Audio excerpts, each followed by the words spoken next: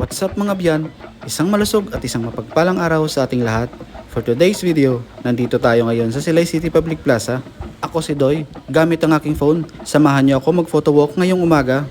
Pasensya na kayo mga biyan dahil hindi ako marunong sumayaw.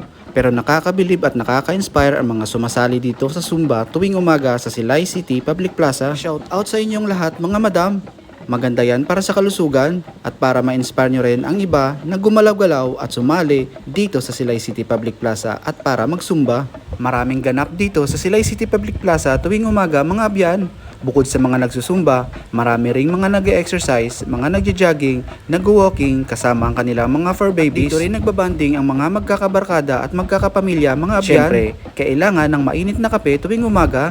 Kaya support local tayo mga abyan dito sa Kapita, Coffee and Bike sa Silay City Public Plaza.